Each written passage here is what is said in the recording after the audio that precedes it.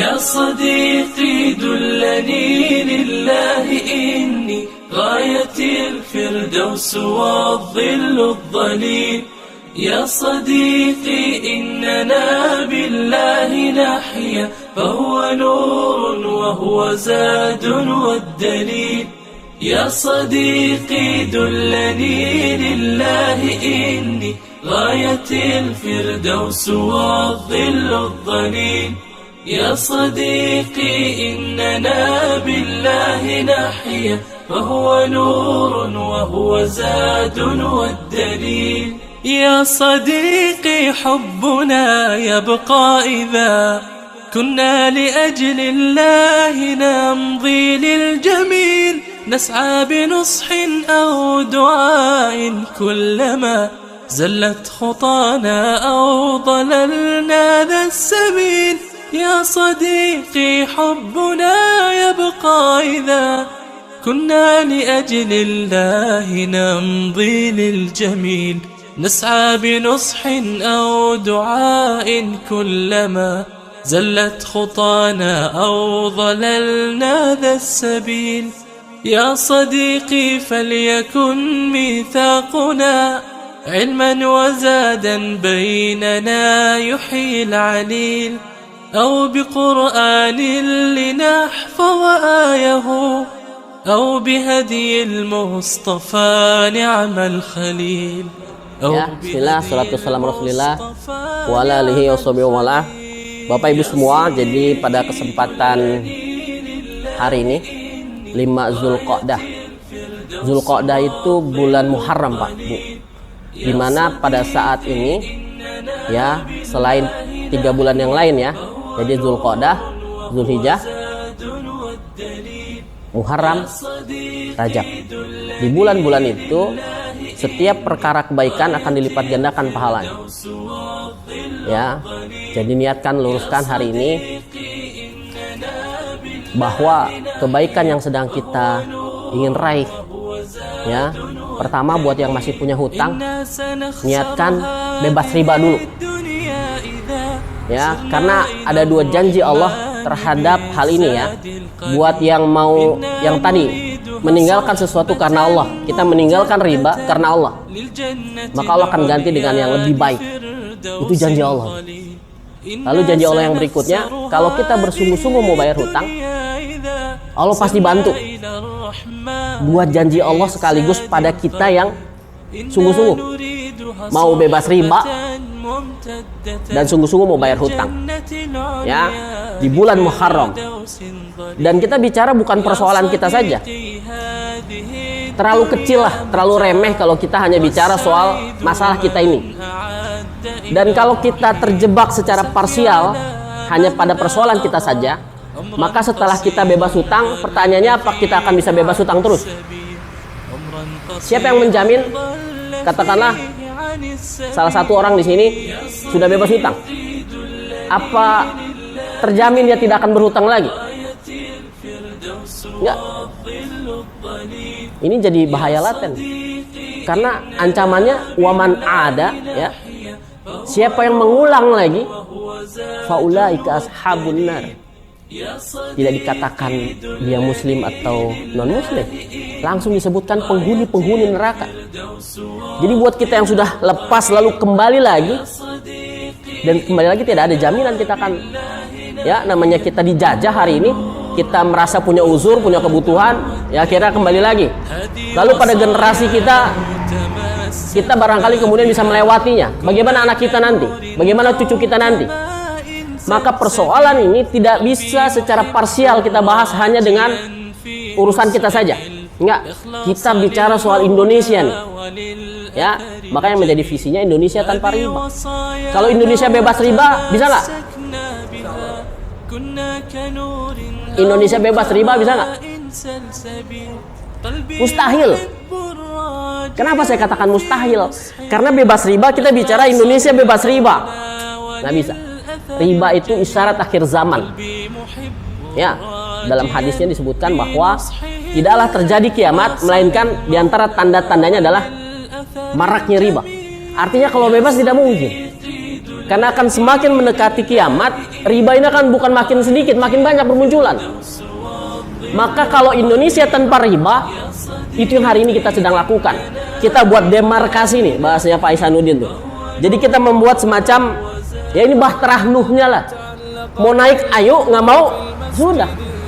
Ya, seperti dulu kan Nabi Nuh alaihissalam membangun kapal, yang naik silahkan gitu kan, yang mau terus dia cemooh dan seterusnya sudah kan menanggung akibatnya sendiri. Inilah bahtera Nuh itu, Indonesia tanpa riba. Ya, jadi sekali lagi kita bicara soal niat kita yang tadi ingin lepas dan mendapatkan 2 janji Allah itu minimal. Dan kalau Allah yang berjanji, pasti Allah akan tepati. Maka luruskan niat kita Bapak Ibu semua. Hari ini di 5 Zulqa'dah, di bulan Muharram, di bulan haram gitu ya. Ada janji-janji kebaikan.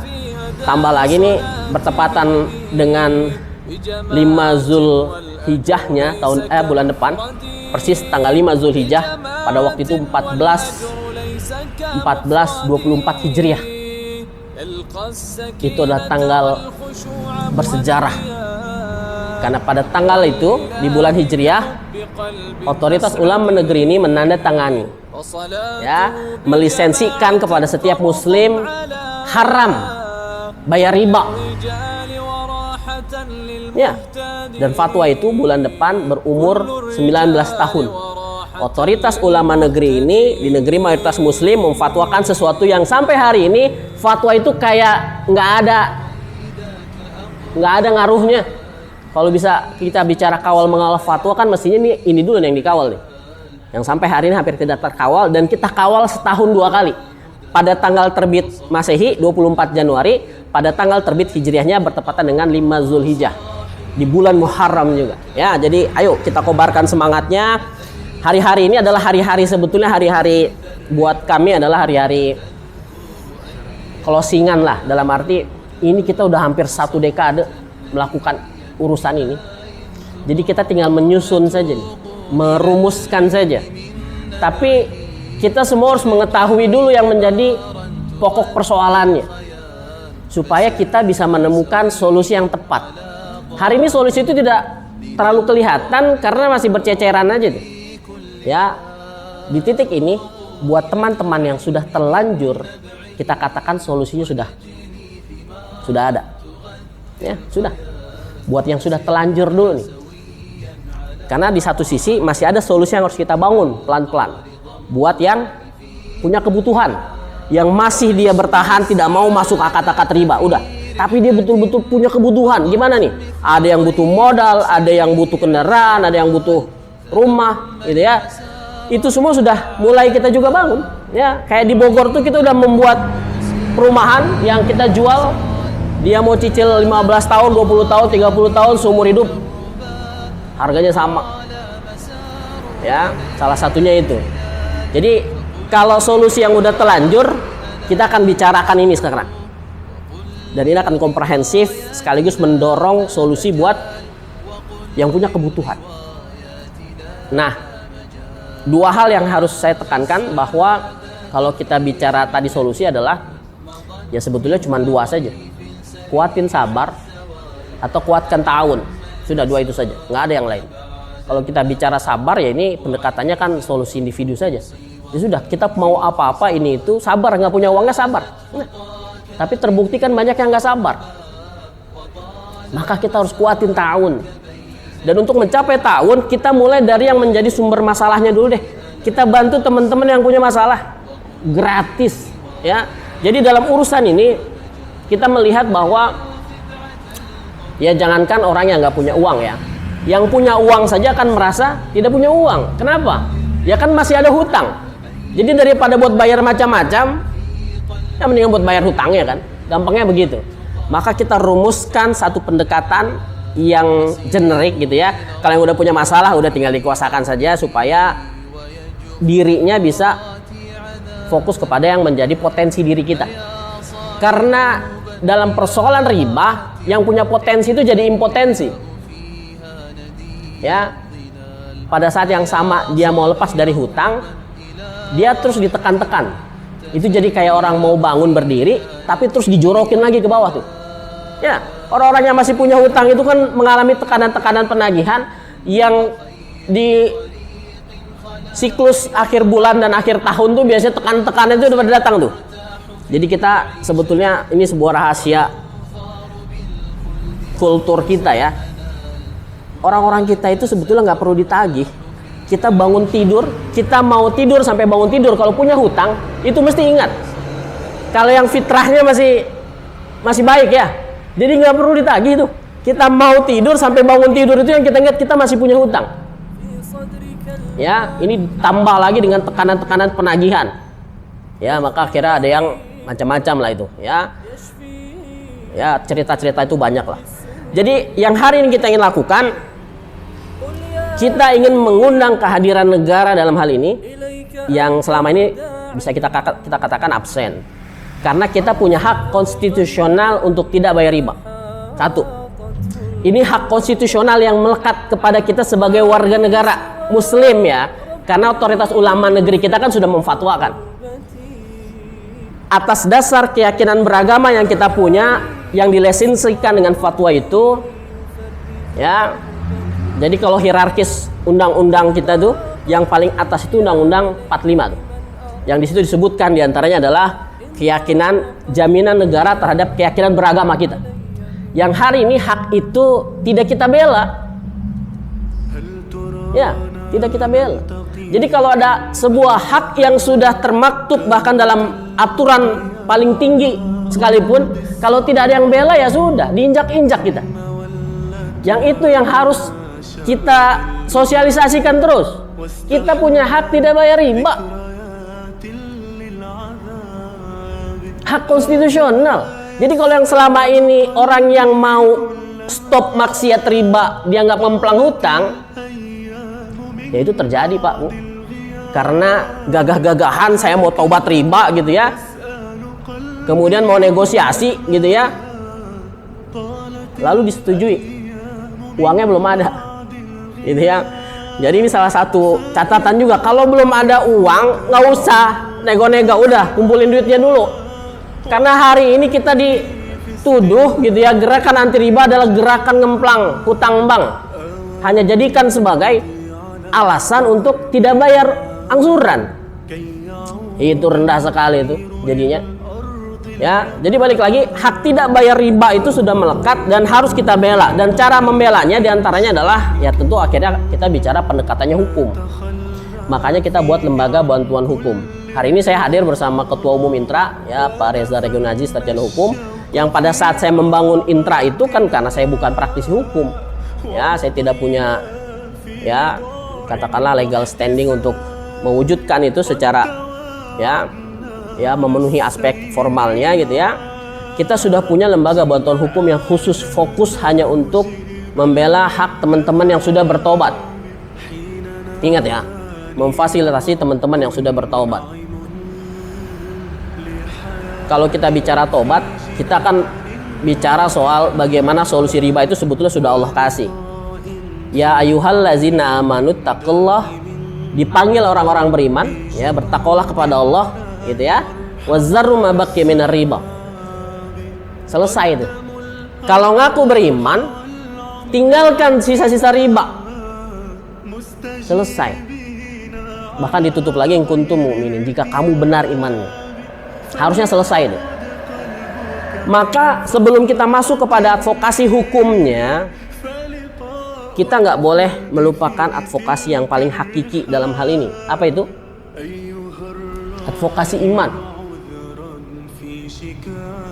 Kita nggak akan dapat solusi mau pergi kemanapun kalau Allah kasih solusi kita nggak ambil. Lalu mau kemana kita mau cari solusi? Apa kita akan dapatkan solusi itu kepada ya makhluk Allah yang lemah tadi gitu ya? Enggak.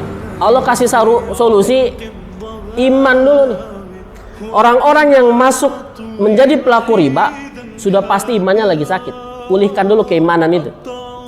Dan kalau kita bicara iman kan nggak kelihatan. Kalau kita sudah punya parameternya, ya sudah, diantara keimanan tadi buktinya adalah tobat dulu. Kelihatan tobatnya gimana? 2 dulu, sekarang menjadi 3. kelihatan tobatnya apa? Iya betul, kita sesali, kita mengetahui yang menjadi maksiatnya. Maksiatnya debitur apa? Maksiatnya debitur apa? Ini ada yang nanti kita tanya jawab sekalian gitu ya. Ya ada yang masih punya hutang sekaligus kita tanya jawab belah sekalian. Masih ada yang punya hutang riba 1, 2, 4, oh semua oke ya. Baik. Hari ini saya jamin semua bebas riba semua. Ya, jadi kami berkomitmen tidak akan pulang kalau teman-teman yang hadir sekarang belum bebas riba. Tapi diketahui dulu nih, yang menjadi maksiatnya apa? Kan mau tobat dulu. Nggak mungkin kita menginsyafi sesuatu tanpa kita tahu sesuatu itu apa, di mana salahnya kan? Apa? Salahnya kita sebagai debitur apa?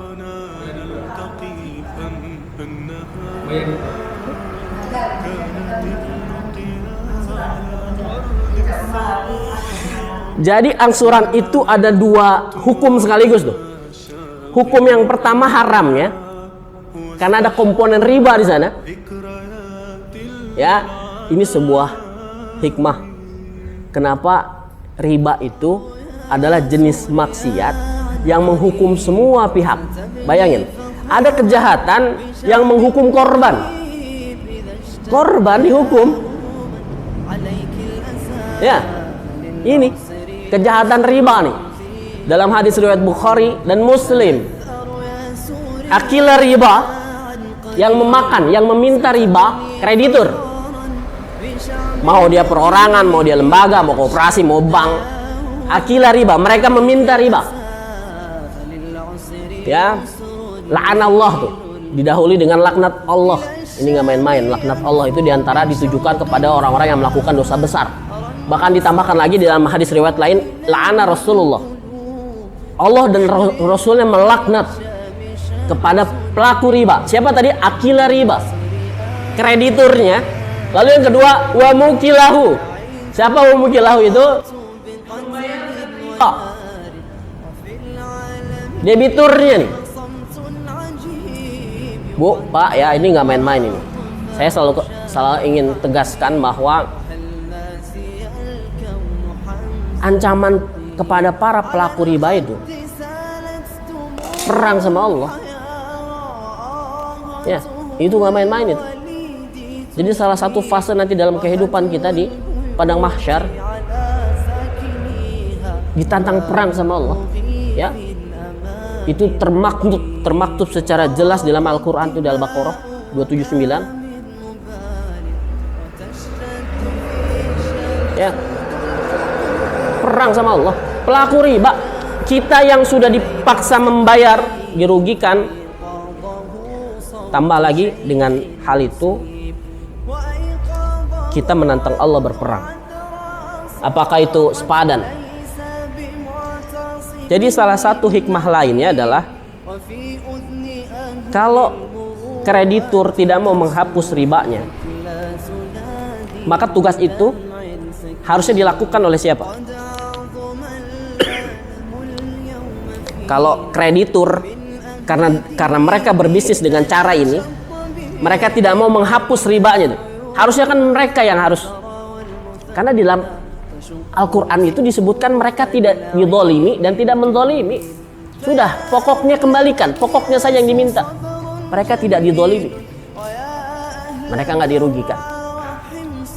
Tapi kalau mereka nggak mau, tugas itu kepada siapa jadinya?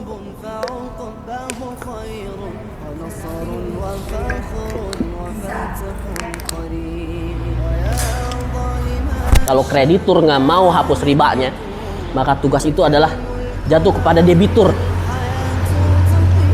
Ini panggilan dari Allah dan Rasulnya nih terhadap. Tapi kan hari ini yang kita perhatikan malah debiturnya mikirin, yang dipikirin malah ya maksiatnya terus tuh. Mikirin gimana ngangsurnya.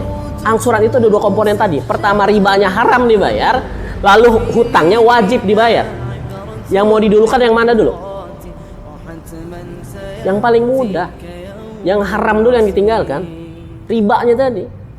Jadi selama kita belum punya adendum, kita pegang itu perjanjian tambahan yang menyatakan bahwa kita hanya bayar pokok hutang saja, stop maksiatnya. Catat ini. Bukan stop angsuran ya. Itu di luar sana tuh bahasanya stop angsuran, macetkan dulu. Subversif itu kita nanti. Kami tidak mengajarkan untuk stop angsuran atau dimacetkan dulu, nggak boleh. Kita mengajarkan stop maksiatnya. Yang dibela, yang punya hak konstitusional itu pada stop maksiatnya. Ya, jangan salah tuh. Jadi jangan katakan macetkan. Apa macetkan? Itu melanggar undang-undang itu. Tapi kalau stop maksiatnya itu dijamin undang-undang, boleh.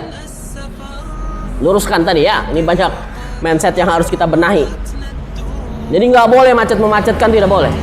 Karena kita punya undang-undang antara perikatan yang kita buat bersama kreditur. Itu melanggar hukum. Ya. Jadi kita bukan mau ngemplang hutang, kita bukan mau berhenti mengangsur, enggak. Kita mau bayar hutangnya. Tapi yang menjadi ribanya dihapus dulu dong, atas dasar keyakinan beragama kita, bukan atas dasar mampu tidak mampu membayar. Ini bukan soal itu. Ini soal kita mau kembali taat sama Allah. Setelah sekian lama ketaatan itu mau kita lakukan, tapi ini kemudian ditekan-tekan gitu ya, diancam-ancam. Advokasi hukum nanti akan membantu itu. Tapi diimani dulu advokasi imannya tadi. Jadi 3 hal yang akan terjadi kalau sudah tobat, dan itu akan kelihatan. Yang pertama, tidak akan takut lagi. Kita mau kembali taat sama Allah, mau takut sama siapa? Yang mau menghalang-halangi debt kolektornya, mau kayak apa tuh? Allah punya debt kolektor yang tiap saat bisa cabut nyawa kita tuh. Kita mau ngumpet di mana, mau sembunyi di mana, itu datang bisa tiap hari kapan saja, kita nggak pernah tahu. Itu yang harus lebih kita takutkan. Malakut maut itu yang bisa kapan saja tarik nyawa kita. Yang kalau kita kemudian dicabut nyawanya masih mengangsur riba, masih memikirkan ngangsur riba, itu bisa mati jadi pelaku riba tuh. Ada orang-orang yang berpikir, oh saya akan selesaikan dulu riba saya, maksiat saya, dan ini menjadi riba pinjaman saya yang terakhir. Sampai ada yang bilang begitu, percaya diri sekali dengan umurnya. Jadi kalau maksiat itu masih dilakukan, boleh jadi misalkan hari itu dia mau membayar lunas, dia datang ke teller misalkan, dia isi slip setoran, di situ ada ribanya tuh, lalu kemudian dicabut nyawanya. Dia akan mati sebagai pelaku riba. Jadi nggak ada nunda-nunda, bebas riba tuh nggak butuh uang, nggak perlu ditunda-tunda. Apalagi mau ditoleransi. Saya nggak habis pikir. Ada yang mentoleransi sebuah maksiat yang demikian banyak ancamannya. Ketika kita masih di dunia akan dihancurkan sama Allah. Yamhaqullahu riba, Allah akan hancurkan, itu janji Allah. Ketika kita nanti dikuburkan, itu akan berenang kita di sungai darah, dilempari batu mulut kita. Ketika menepi lagi dilempari lagi. Nanti ketika dibangkitkan dari kubur, kita akan terhuyung-huyung dibangkitkan sebagai orang gila. Dan kegilaan itu sebetulnya sudah bisa kita lihat juga saat di dunia. Ada satu jenis kredit yang meminta ribanya saja, yang haramnya justru yang dibayar, lalu yang pokoknya nggak dibayar. Jenis kredit apa tuh? Ya, apa namanya? Pinjaman rekening koran, yang menjadi ribanya malah justru dibayarin terus. Yang jadi pokok hutangnya nggak dibayar-bayar. Ya. Dibangkitkan dari kubur, nanti di padang mahsyar Allah akan tantang berperang. Dalam riwayat Ibnu Abbas radhiyallahu anhu menyampaikan, ambil senjatamu untuk berperang sama Allah. Gitu. Ya, diancam perang sama Allah. Ya, jadi ancaman itu nanti akan terjadi di padang mahsyar nanti tuh. Lalu kemudian nanti di akhirat kita ashabun nar, diancam lagi, kekal, hum fiha khalidun. Meski ini ancamannya sifatnya konotatif ya, karena yang kekal di neraka itu hanya orang-orang kafir. Tapi saking lamanya kita disiksa sampai dikatakan kekal. Ya, jadi di 5 fase itu ancamannya begitu ngeri. Lalu ada hamba-hamba Allah yang merasa hamba-hamba Allah mentoleransi. Udah saya lakukan ini yang terakhir kali. Memang hadis yang menyebutkan bahwa pintu terkecil riba zina dengan ibu kandung itu apa? hikmahnya. Supaya kita ini jangankan kita melakukannya, berpikir untuk melakukannya pun mungkin harusnya tidak. Ini kan di luar nalar kita. Kenapa zinanya nggak disebutkan sama udah zina tetangga sama tetangga? Zina sama tetangga itu tingkatan zina yang paling tinggi deh. Nggak kebayang kita manusia normal ada pikiran zina dengan ibu kandung. Tapi itu disebutkan secara telak buat pintu terkecilnya supaya kita mikir, supaya kita nggak nunda-nunda. Gitu. Jadi semua aspek ancaman itu harus membuat kita berpikir. Mau kita hitung. Di dalam hadis riwayat Muslim lainnya, hadis riwayat Ahmad dikatakan bahwa 1 dirhamnya itu, kenapa nggak disebutin dinar? Dinar itu kan pecahan paling besar gitu. Dirham itu pecahan paling kecil ya kan? Ya di luar pecahan yang lain. Tapi kalau bicara uang, perak itu pecahan paling kecil. Di hadisnya itu disebutkan pecahan paling kecil. Kenapa nggak dikatakan dinar? Disebutkan 1 dirhamnya itu, sekarang 1 dirham itu lebih kurang 30.000 tuh kalau nggak pakai margin produksi. Dan setiap 30.000 perak itu punya bobot dosa 36 kali zina. Dirinci supaya kita bisa hitung, supaya kita takut, supaya kita jangankan melakukan, berpikir melakukannya pun enggak. Ya, berapa riba-riba yang sudah dibayarkan itu tinggal dibagi 30.000 kali 36.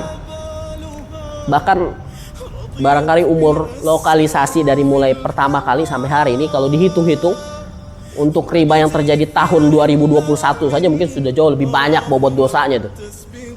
Itu yang terjadi sekarang. Ya, jadi balik lagi, dia tidak perlu takut kalau sudah tobat. Yang kedua, dia tidak perlu malu. Ini nih masalah nih. Malu nih. Kadang orang-orang kita merasa malu kalau ditagih. Ini jadi titik lemah nih. Dan mereka penjahat-penjahat riba ini bisa memanfaatkan, dan hal umum itu rasa takut dan malu kita dipermainkan. Diancam kita mau diumumkan gitu ya, diancam kita mau diambil, dirampas harta kita, aset-aset kita. Kalau kita sudah tobat nggak perlu takut. Udah itu dulu. Ada salah satu advokat senior yang bilang, tadinya dia tidak memahami. Saya sempat keceplosan, saya katakan sebetulnya kita nggak butuh advokat. Tadinya begitu, saya keceplosan tuh. Dia lalu setelah mungkin lebih kurang 1 tahun mengikuti lah, dia baru mengiyakan, oh iya benar. Ya, advokat yang bilang, sebetulnya kalau udah advokasi imannya kuat, nggak butuh advokat. Itu, ya. Jadi advokasi iman ini kalau belum dilakukan, maka yang menjadi advokasi hukumnya jadi tumpul. Mau kemana kita cari solusi? Ya ada, iman kita dulu dipulihkan. Jangan takut, jangan malu. Nanti kalau perlu kita buat, kalau orang naik haji kan biasanya ada walimatu safar ya. Kita buat walimatu apa? Untuk meninggalkan riba kita buat walimahan ya gitu. Jadi kalau nanti dipasang di situ spanduk, misalkan kita foto di sana, kita bangga, kita tunjukkan kita ini lagi taubat riba. Satu bentuk ibadah ya, meninggalkan maksiat itu ibadah. Yang boleh jadi orang yang pergi haji berkali-kali belum tentu mampu tuh melakukannya. Bangga kita taat sama Allah. Meninggalkan riba itu satu bentuk ibadah yang prestis, yang banyak orang yang tidak mampu lakukan itu. Harusnya bangga kita, bukan malu. Ya, jadi tidak takut, tidak malu. Nah, yang terakhir ini kita tambahkan, karena 3 tahun terakhir ternyata ini menjadi fenomena. Setelah dibantu nggak ada lagi tekanan, lalu lupa punya hutang. Jadi yang terakhir ini adalah disiplin menyisihkan hutang. Karena riba itu diancam neraka, tidak bayar hutang diancam tidak masuk surga. Lalu mau kemana? Lah kita lari dari riba, tapi masuk ke ancaman tidak masuk surga. Memang ada akhirat itu tengah-tengah di situ, gantung tuh. Dan kami sesali itu 3 tahun terakhir kami ngumpulkan orang-orang yang fix ini ngebantuin orang ngemplang hutang. Setelah 3 tahun, 4 tahun, udah nggak ada tekanan-tekanan penagihan, lupa dia punya hutang. Setelah 3 tahun begitu kan kita tanya, gimana uangnya udah kumpul belum? Uangnya belum kumpul. Lalu selama ini ngapain aja? Jadi disiplinkan, sisihkan hutang selama masih punya hutang minimal 10.000 sehari deh. Jatah makan kita kurangi. Katakanlah 10.000, maka sebulan ada 300.000. Jadi kita punya angka heroik yang kita simulasikan, kalau nggak kumpul 300.000 sebulan fix ini orang mau ngemplang hutang. Ya, jadi kalau ancamannya tidak masuk surga, kurangi jatah makan sekali gitu. Udah yang 3 hari jadi 3 kali. Jadi nggak ada alasan saya makan aja susah.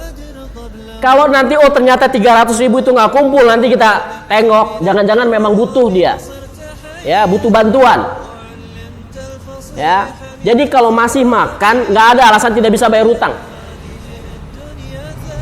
Itu kita disiplinkan. Ya tadi karena kita akhirnya melihat fenomenanya, makanya kadang kalau ada debt collector datang berkali-kali nagih, saya selalu bilang, udah anggap debt collectornya itu lagi tausiah supaya kita bayar hutang. Karena manusia itu kalau nggak ada tausiahnya terus itu lupa. Udah itu fenomena juga. Udah, debt collector itu biar dia jalankan fungsi tausiah saja tiap bulan, biar kita bayar hutang. Ya. Jadi alhamdulillah karena hal tadi evaluasi tadi kita juga udah kerjasama dengan Bank Syariah. Akhirnya kita punya kerjasama funding, kita buat namanya simpanan pelunasan hutang, disingkat Simpuh. Ya. Jadi simpuh dulu kita, bertobat dulu kita. Alhamdulillah jadi kegiatan pemberdayaan lagi. Ya, dari sana ada subsidi biaya perkara, bahkan ada pelunasan hutang bergilir gitu ya. Ketika sudah disetujui, kadang-kala uangnya belum cukup, dipinjami tanpa riba. Karena persetujuan itu kan nggak bisa datang, nggak bisa kita tebak persetujuannya kapan. Kadang diajukan bisa langsung disetujui, kadang ditunda, kadang kapannya. Dan ketika sudah ada persetujuan, biasanya harus cash, gitu. Lunas sekaligus. Ya. Jadi dengan subsidi biaya perkara, kita bisa menangani kasus-kasus pengadilan yang berbiaya tinggi secara gratis. Karena ada funding tadi kan. Yang penting nabung aja udah. Nanti kita olah supaya Bapak Ibu nggak perlu keluar. Orang-orang yang sudah mau bertobat udah fokus aja potensinya. Fokus aja biar bisa nabungnya. Nanti urusan pengadilan biar kami saja sudah. Nggak ada biaya. Yang sampai detik ini kan persoalan kenapa ini tidak masuk kepada ranah hukum secara serius dan tuntas. Karena biaya hukum tinggi memang. Bisa-bisa biaya hukumnya lebih tinggi dari nilai hutang. Ya, karena itulah salah satunya di antara itu. Kalau sudah tobat 3 hal tadi harus, dan itu bisa kita nilai kok. Ya, jadi advokasi iman masuk di advokasi hukum. Advokasi hukum itu sebetulnya sederhana Bapak Ibu semua. Kan yang menjadi persoalan kan pertama adalah tekanan penagihan, ya nggak? Lalu yang kedua adalah pengamanan aset. Banyak aset-aset yang kemudian lepas. Yang terjadi itu karena yang bersangkutan tidak melakukan pembelaan. Saya kadang melihat ini suka ada berita-berita advertorial yang kerjaannya nakut-nakutin kita. Misalkan ada berita, ada debitur nasabah bank tidak bayar hutang, rumahnya disita, pengusiran. Nah itu advertorial aja, itu nakut-nakutin kita. Itu bisa terjadi mungkin kalau benar karena dia tidak melakukan pembelaan. Tapi kalau rekayasa, ya saya berpikir ini mungkin advertorial aja tuh, biar kampanye ke masyarakat, lu hutang bayar, kira-kira gitulah. Dan memang wajib kita dari awal juga menekankan semangat anti riba adalah semangat membayar hutang, bukan semangat ngemplang hutang, bukan. Karena tadi ancaman ribanya neraka, ancaman tidak bayar hutang ya tidak masuk surga. Jadi semangat riba itu semangat bayar hutang. Tapi bicaranya kan cara bayarnya dulu. Karena tadi ada hak tidak bayar riba, yang kedua ada hak, ini bisa dikatakan hak juga sebetulnya. Dalam undang-undang hak asasi manusia itu bicara soal buat orang yang tidak mampu membayar, tidak ada urusan dia bisa dipidanakan. Itu pesan tersiratnya jelas. Bahwa kalau kita punya hutang, nggak ada pihak-pihak yang paksa-paksa kita bayar. Nggak ada tuh. Nggak ada yang bisa paksa-paksa bayar. Kalau kita memang tidak mampu. Nah ini persoalan mampu tidak mampu membayar itu nanti bisa kita lihat. Jadi kalau ada orang yang dia jalan-jalan terus, dia beli ini itu tapi bilang tidak mampu bayar. Nah, ini kan bicaranya kemampuan, ini akan kita lihat juga gitu ya. Artinya itu menjadi PR kami juga akhirnya. Karena kami tidak mau ada di bagian pihak yang melindungi upaya-upaya orang yang tidak mau bayar hutang. Gitu. Jadi balik lagi di advokasi hukum tadi, kita setidak-tidaknya ada dua hak yang hari ini harus kita terus bela dan kita mengawal itu. Ini sudah berlangsung hampir 5 tahun terakhir dan kita sudah melalui banyak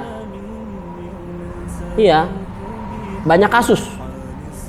Jadi jangankan yang baru diancam-ancam lelang, kami pernah mengambil jaminan yang sudah dilelang lalu sudah atas nama pemenang lelang. Coba. Bahkan yang paling ujung kita pernah mengalami eksekusi. Bisa kita halau tuh. Itu yang paling ujung tuh. Jadi setelah lelang nanti mereka akan proses balik namanya, lalu kemudian akan dieksekusi pengosongan. Ya, ini alhamdulillah ya. Kita sampai pernah di ujung sana. Pada hari eksekusi itu kita usir itu mereka semua. Jadi Allah bukakan jalan kepada kepercayaan diri ini dari pengalaman-pengalaman itu. Jadi akhirnya kami udah enteng aja bicara, udah masalahnya gampang.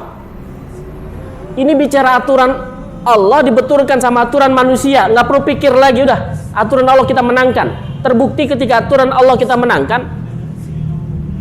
Ya saya bicara begini awalnya kan modal pede aja. Kalau sekarang udah karena ada bukti, ada pengalaman. Kalau dulu karena saya beranggapan ya sudah ini aturan Allah kok yang kita bela. Sekarang nambah lagi kepercayaan dirinya. Kita udah melalui itu. Jadi jangankan yang baru dapat surat-suratan gitu ya. Yang udah dieksekusi hari itu bisa kita suruh pergi. Ya. Alhamdulillahilladzi mati tatimus sholihat. Jadi jangan khawatir. Nggak ada yang lagi perlu ditakutkan selain malakut maut itu yang kapan aja bisa datang. Nggak ada lagi perlu ditakutkan. Dan advokasi iman akan meneguhkan juga. Kalau itu rezeki kita, kalau itu memang Allah kehendaki milik kita, nggak akan kemana-mana. Ya, mau satu penduduk bumi nggak akan merubah itu. Ya, jadi Bapak Ibu semua, sebelum sampai kepada advokasi hukum, pulihkan dulu iman kita. Ini bukan persoalan sekedar kita tidak mampu membayar, sekedar kita mau bebas hutang saja, tidak. Ini persoalan yang harus kita jadikan sebagai jariah juga buat kita semua. Ada janji pahala itikaf di Masjid Nabawi kepada kita semua yang mau mengambil bagian dalam persoalan-persoalan kaum muslimin. Kita yang berangkat ke Masjid Nabawi saja itu belum tentu bisa itikaf. Yang itikaf saja belum tentu dapat pahalanya. Ini ada janji itu, janjinya bukan janji itikafnya ya, janji pahala itikaf. Jadi selain meluruskan mindset dan memperluas cakupan ruang lingkup masalahnya, kita motivasi diri kita, ayo mengambil bagian. Ayo ambil bagian. Di tengah barangkali ibadah-ibadah mahdhah kita begitu sulit untuk khusyuk. Kita butuh tambahan-tambahan ini. Dari hal-hal begini, ibadah-ibadah sosial itu banyak sekali yang menjanjikan kebaikan, pahala buat kita semua. Ya. Nah, karena kita memahami bahwa setelah orang bebas hutang, nggak ada jaminan dia terus bisa bebas hutang kan. Lalu nanti anak cucu kita bagaimana? Maka kita buat lagi yang namanya advokasi ekonomi. Yang itu harusnya lebih penting kita bahas hari ini tentang misalkan tempat ini mau kita apakan dan seterusnya. Jadi advokasi ekonomi, advokasi hukum tanpa advokasi ekonomi jadi sia-sia. Kenapa? Karena nanti akan berulang-ulang lagi aja. Hari ini kita dijajah. Hutang ini menjajah jangankan rakyat ya, negara aja nggak mampu. Jadi kalau yang masih bayar hutang dengan cara berhutang, nggak usah malu. Itu negara melakukan itu. Selevel negara. Orang mau punya uang, nggak punya uang, masalahnya sama hutang. Emang yang punya uang nggak punya hutang? Hutangnya mungkin lebih gede. yang berpendidikan, yang pendidikannya tinggi-tinggi itu, nah itu coba lihat, hutangnya juga banyak. Jadi mau yang nggak sekolah, mau yang pendidikannya udah mentok, tetap masalahnya hutang juga. Dan ini bentuk penjajahan pengganti. Kalau dulu penjajahan itu mendatangkan semangat perjuangan karena kita melihat kekejamannya kan. Hari ini penjajahan hutang membuat kita terlena karena tidak kelihatan bentuk kerusakannya, tidak ada kekejamannya, kelihatannya kita dibuai. Kita dijajah dikasihin mobil baru, coba. Kita dijajah dengan bayar nanti.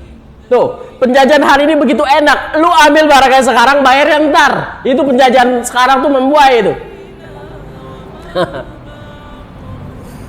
Gimana kita nggak hanyut itu penjajahan seperti itu?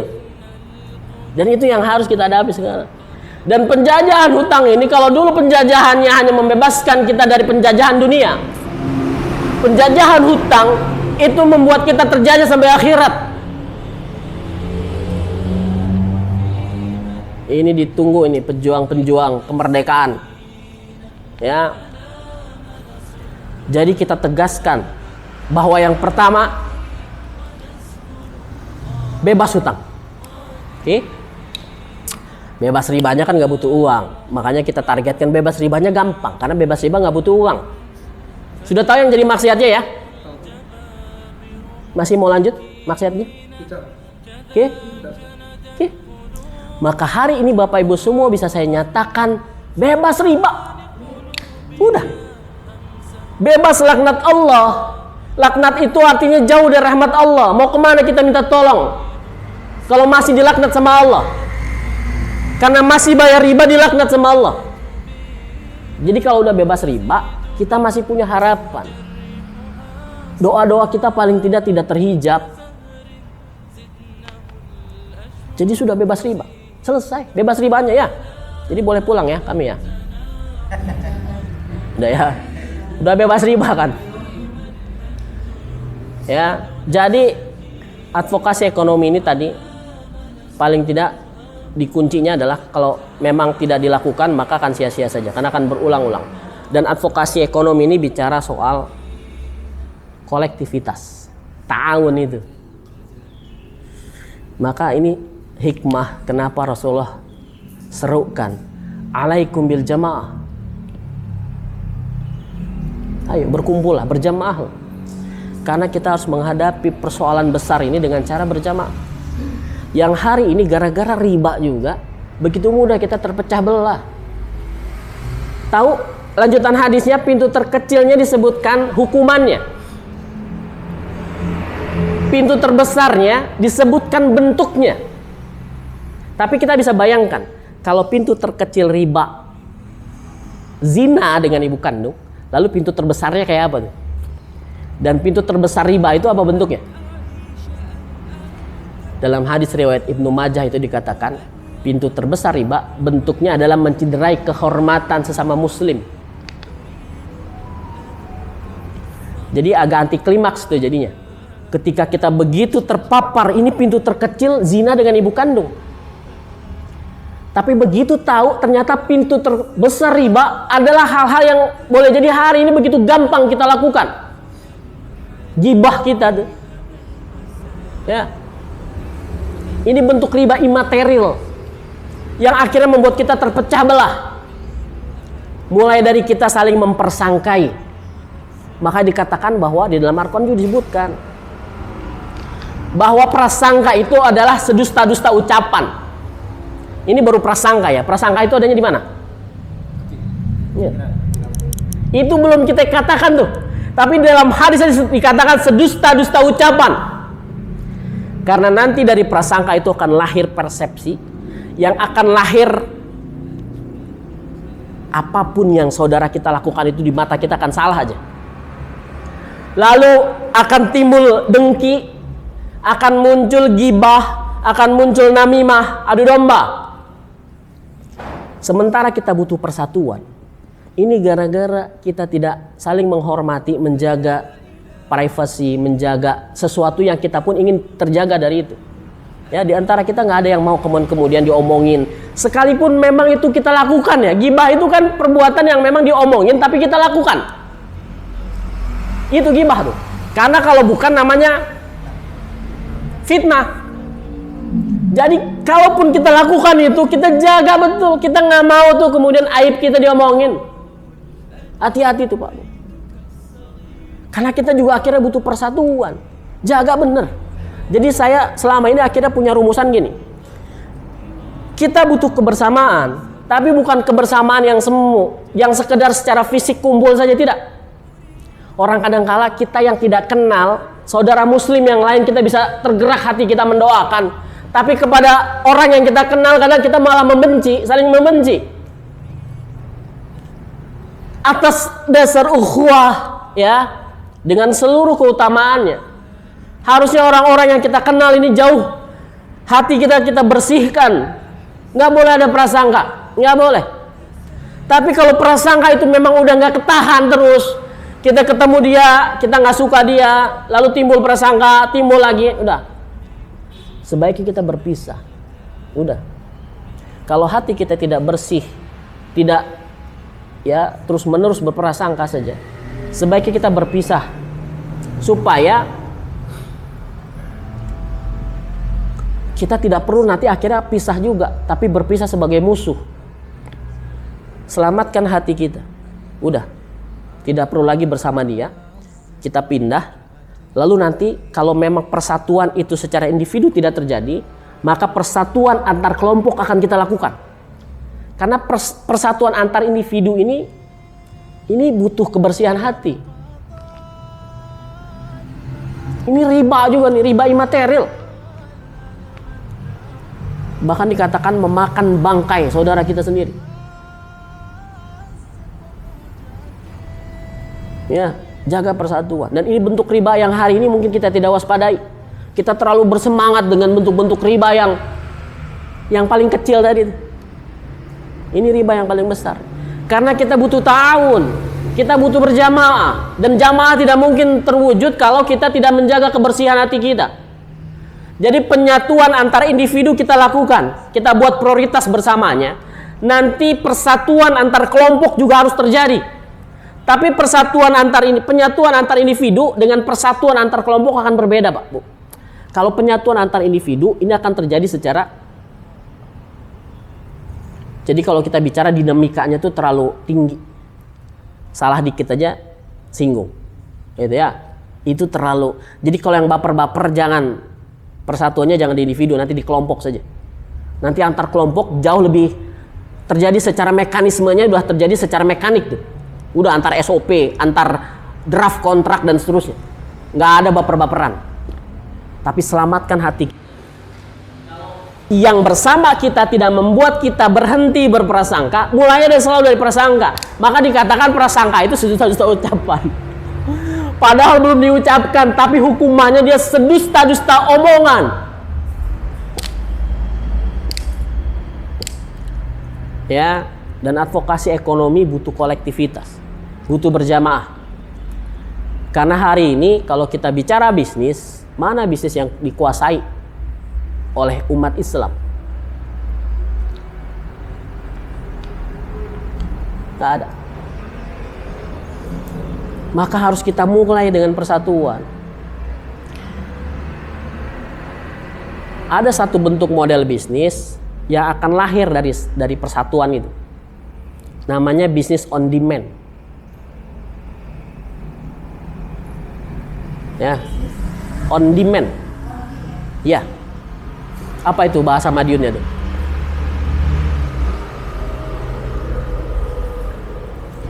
Bahasa Madiunnya apa? Business on demand. Iya. Demand, permintaan. Bisnis itu kan cuma supply demand aja. Kenapa hari ini bank syariah tidak syariah? Ceplosannya. Nanti diedit ya. Bukan persoalan aturan main, enggak. Ini persoalan demand umat Islam aja kurang serius.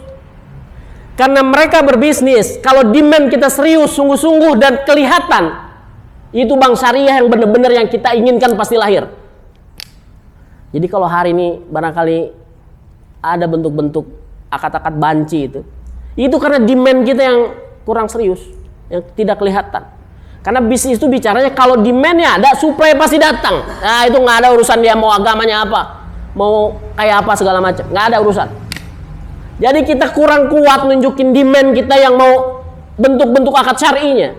Kemana? Mayoritas Muslim. Ayo tunjukin demand-nya.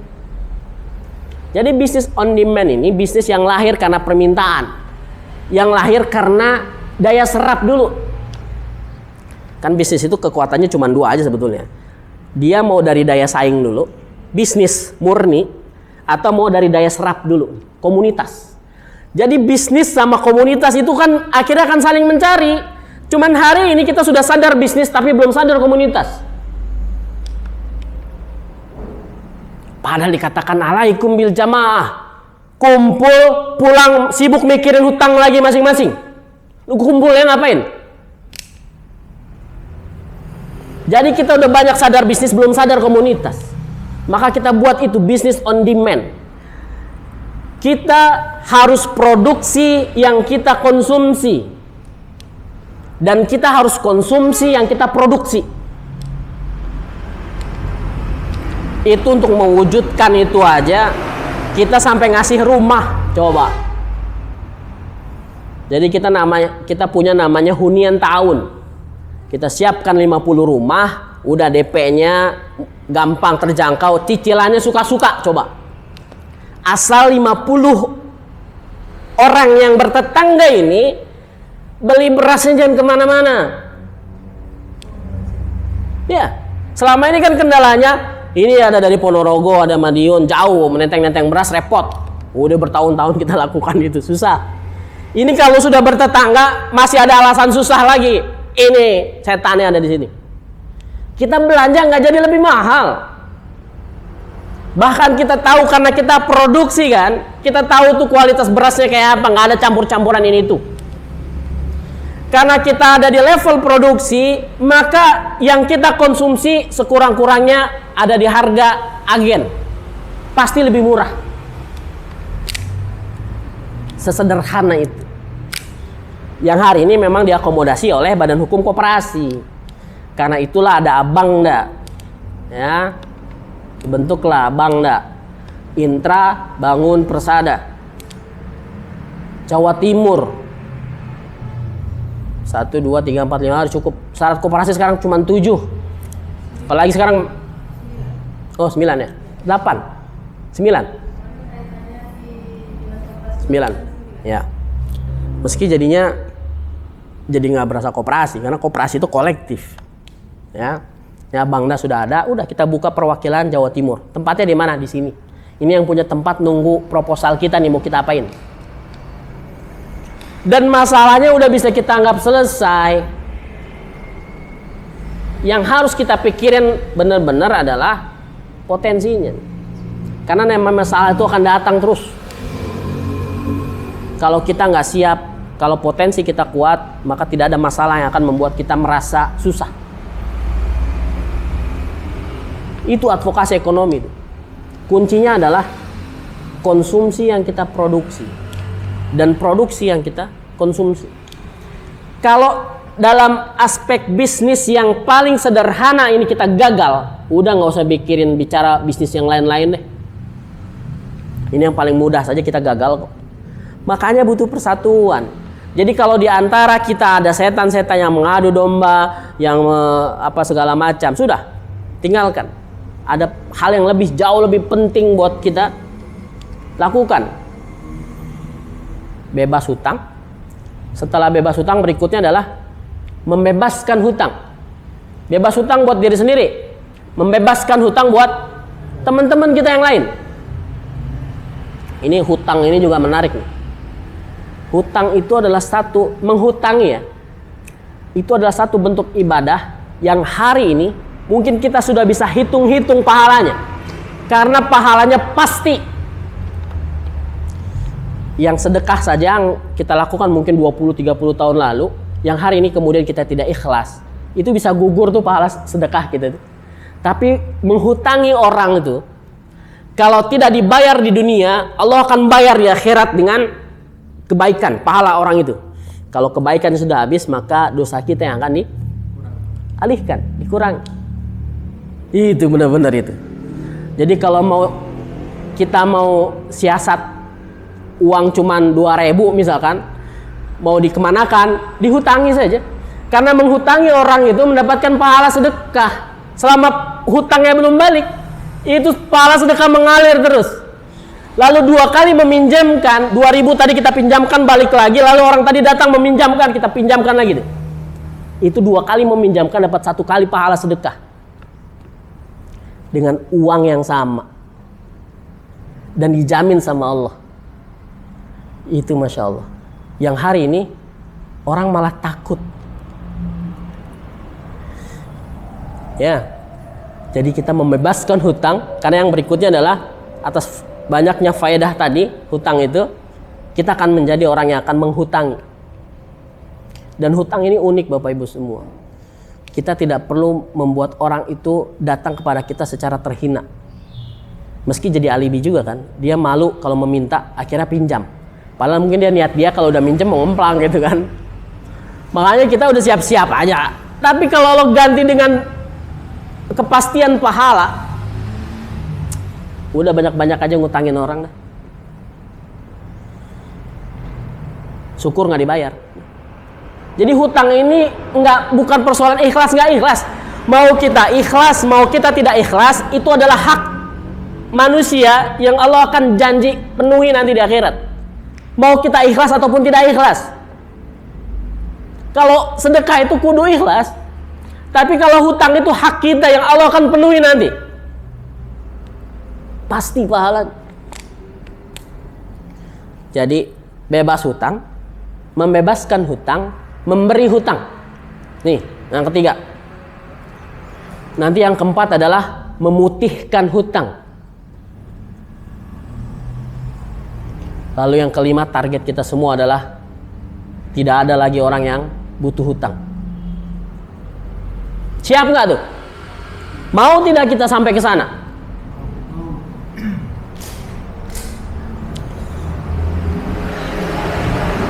Dan itu berlangsung secara alamiah saja, natural saja. Nggak perlu jadi semangat terlalu besar juga hari ini yang euforianya mungkin besok sudah hilang atau berkurang. Ya, kita lakukan bersama rutinitas kita saja. Kita tinggal di mana, profesi kita apa. Udah. Dalam setiap identitas itu ada peran-peran yang nanti bisa kita sambungkan. Yang penting istiqomah. Jadi dalam urusan yang sangat penting ini, minimal sebulan sekali mestinya kita bisa ketemu. Ini persoalan penting. Sebulan sekali mestinya kita bisa ketemu. Nah, di advokasi hukum, sebelum nanti kita pertanyaan lebih detail, saya ingin men-challenge diri saya dengan penjelasan bahwa yang menjadi persoalan ini sebetulnya mudah saja. Ya, sebelum nanti mungkin ada pertanyaan, tapi saya berharap pertanyaan ini pun memang muncul karena kita merasa betul-betul perlu ditanyakan. Gitulah kira-kira ya. Bagaimana mudahnya? Jadi untuk mengenali ya, supaya kita bisa menyusun prioritas penyelesaian hutang, supaya kita bisa tahu harus mulai dari mana. Pertama harus kita tahu dulu, kita kualifikasi dulu bahwa yang terjadi sekarang, bentuk hutang itu kan cuma ada 2 saja. Hutang itu terjadi pada perorangan atau lembaga. Nah, itu diidentifikasi dulu tuh. Karena masing-masing pendekatannya beda. Lalu hutang itu dengan jaminan atau tanpa jaminan. Udah. Kualifikasikan itu dulu. Nah, kalau yang berkaitan dengan perorangan atau lembaga, hutang dengan lembaga jauh lebih mudah karena mereka punya SOP. Kita bisa antisipasi. Persoalannya memang kalau itu hutang dengan perorangan, dia nggak ada aturan main. Dia mungkin bisa 24 jam itu nagihnya. Tapi nggak jadi soal. Kita punya lembaga hukum, lembaga bantuan hukum yang setiap perbuatan melanggar hukum nanti akan kita tindak. Apalagi yang perorangan itu sudah ada kehadiran negara. Kan belum lama ini gara-gara pinjol ilegal, lalu Kemenkom Polhukam kita mengatakan bahwa jangan bayar hutangnya. Jangan bayar kalau hutangnya sudah lunas. Jadi pinjam berapa, bayar sebesar itu saja. Nah, itu statement ini harusnya kita jadikan program nih. Karena sudah ada kehadiran negara. Kalau nanti mereka buat onar, lapor polisi. Itu rekamannya kita simpan tuh. Itu paling tidak ada bentuk kehadiran negara dari sisi itu dulu deh. Jadi yang perorangan ini mudah, lebih mudah.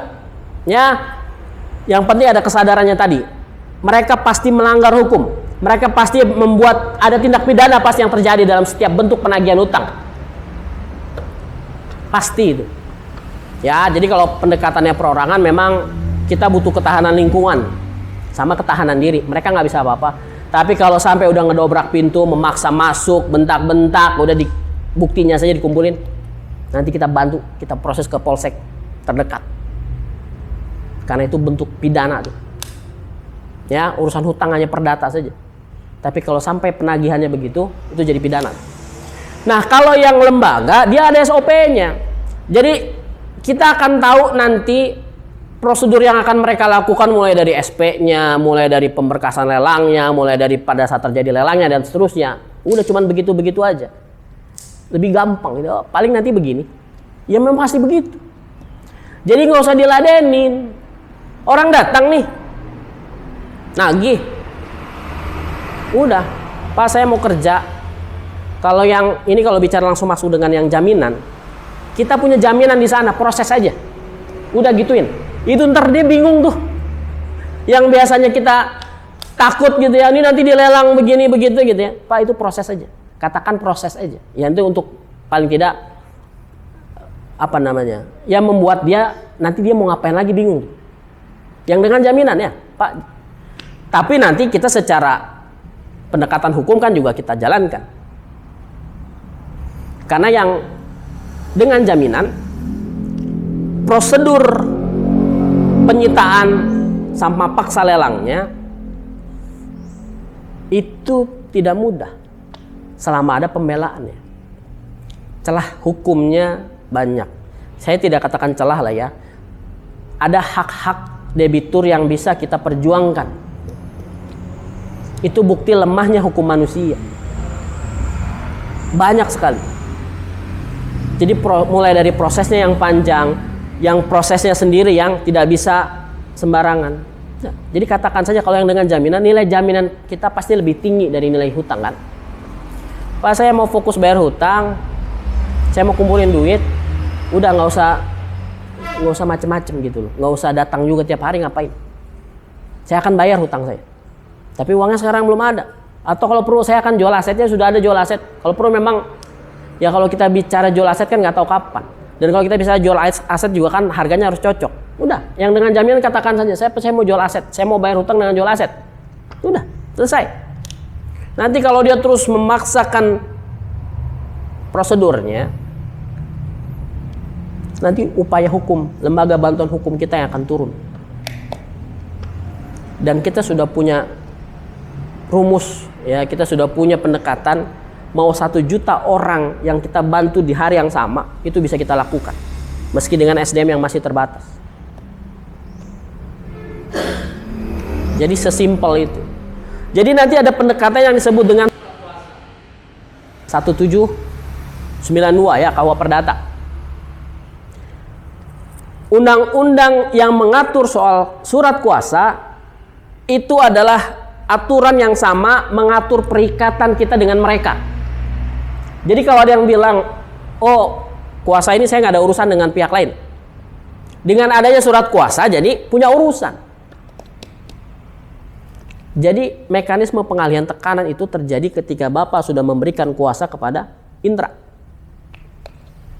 Ya, memang dalam hal ini saya dengan Kep Utin juga punya hitung-hitungan yang berbeda lah ya. Tapi intinya udah ganti biaya operasional kami lah. Karena surat kuasa itu membutuhkan adanya kantor, butuh adanya SDM, dan itu semua butuh operasional. Jadi yang dikatakan gratis itu jasa kami gratis sudah, tapi untuk biaya operasional teleponnya, kemudian kontrak tempatnya, SDM-nya, ya itu jangan terus kami yang nombok juga dong. Dulu di awal-awal mah kita heroik banget gitu ya. Semuanya gratis, sampai printer itu kita bawa-bawa gitu kan. Tapi kendalanya sekarang memang itu butuh biaya. Biaya itu yang harus kita tanggung bersama-sama biar ringan. Surat kuasa nanti akan menyebutkan di mana tempatnya, kantornya, siapa yang menghubungi. Lalu nanti kuasa setelah kita terima juga kita akan korespondensi dengan pihak mereka. Jadi nggak ada alasan, oh susah dihubungi, nggak. Jelas kok, alamatnya lengkap, nomor teleponnya juga ada, dan kita pasti korespondensi. Setelah surat kuasa diberikan, kita pasti datang, minimal berkirim surat. Jadi kalau itu sudah dilakukan, kita udah tunjukin saja tuh surat kuasa kita, kopiannya, Pak saya sudah kuasakan, selesai, udah nggak usah ngomong apa-apa lagi, jangan. Karena nanti terpancing aja gitu. Mereka akan lebih senang urusannya sama debitur langsung. Atas dasar surat selembar ini, sudah pernah lihat bentuknya, itu surat sakti itu. Udah tunjukkan, setelah itu bilang aja, udah terserah sampean mau ngapain. Kalau ada pertanyaan-pertanyaan yang nggak harus kita jawab, nanti saya konsultasi dengan ya kuasa hukum saya dulu. Udah. Terus dia mau ngapain lagi di situ tuh? Udah tinggal aja dah. Selesai. Nanti kita tinggal antisipasi, kita tinggal oh tahapan berikutnya apa? Oh baru SP1. Oh baru surat peringatan misalkan ya. Masih jauh lah itu. Seenteng itu. Jadi pengalihan tekanannya sudah bisa dilakukan atas dasar undang-undang yang sama tuh. Jadi kalau mereka mengabaikan surat kuasa, kita bisa lebih berhak juga mengabaikan perjanjian itu lebih dulu. Kira-kira kan gitu. Ini karena undang-undang yang sama. Jadi kalau ada petugas bank yang nggak nganggap surat kuasa karena dia nggak ngerti hukum, itulah cara mainnya. Kita atas dasar surat kuasa itu sudah bisa lebih dianggap mengerti hukum. Justru dengan kuasa tersebutlah ya urusan dengan pihak bank kan akhirnya ditangani oleh pihak yang secara serius, yang fokus untuk penyelesaian hutang. Daripada urusan langsung ke debitur yang hari itu mungkin debitur pergi kemana dan seterusnya. Kan komunikasi kan terbangun. Dan Bapak Ibu semua, kita menghadapi sistem, lembaga yang nggak bisa kita hadapi secara perorangan. Sistem harus dihadapi dengan sistem, SOP harus dihadapi dengan SOP. Contoh kecilnya misalkan kita suruh datang, Bapak datang ini urusan bicara, kita datang ke banknya misalkan. Kalau dengan lembaga, oh Bapak nanti dulu, kita nggak bisa hari ini, kita reschedule. Tapi kalau kita menghadapi perorangan, Bapak Ibu harus datang. Kalau tidak datang, dianggap tidak kooperatif. Kita akan selalu di pihak yang lemah kalau menghadapi itu sendirian. Jadi nggak perlu cawe-cawe lagi. Jadi dalam urusan ini orang-orang yang sudah tahu caranya saja belum tentu berani kan. Yang berani berapa yang berhasil? Katakanlah ada yang berhasil. Berhasilnya cuma buat dirinya sendiri aja.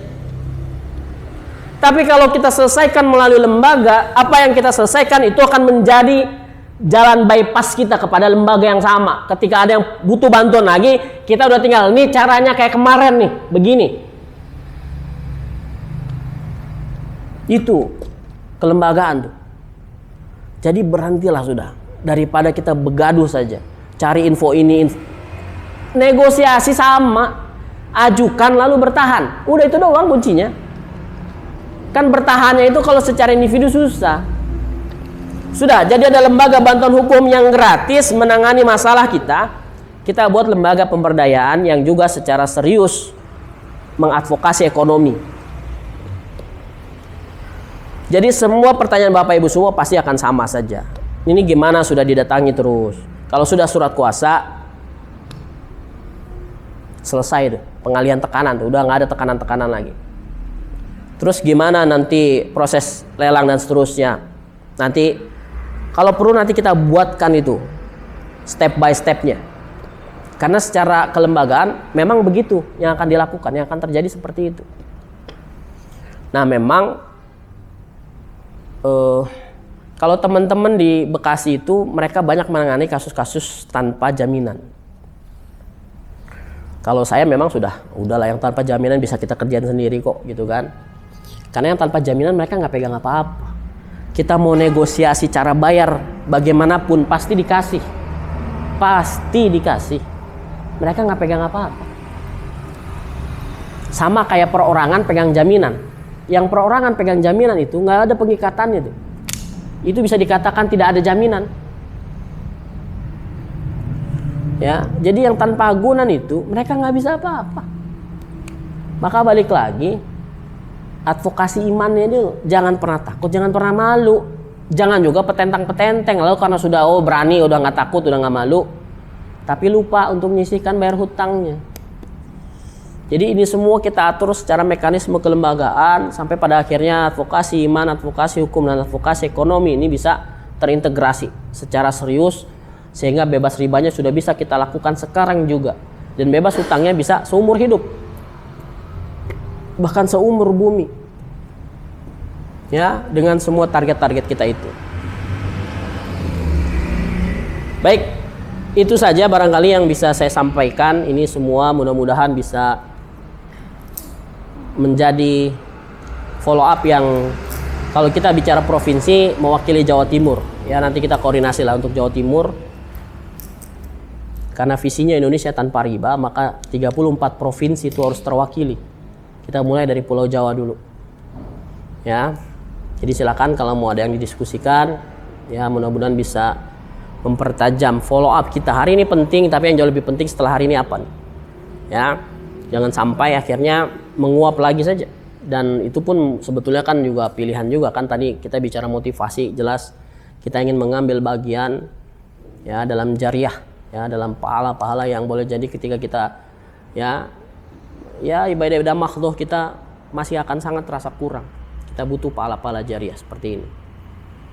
Allah alam bisawab. Hadanallahu wa yakum ajmain. Ya. Kalau ada yang mau tanya, satu biasa.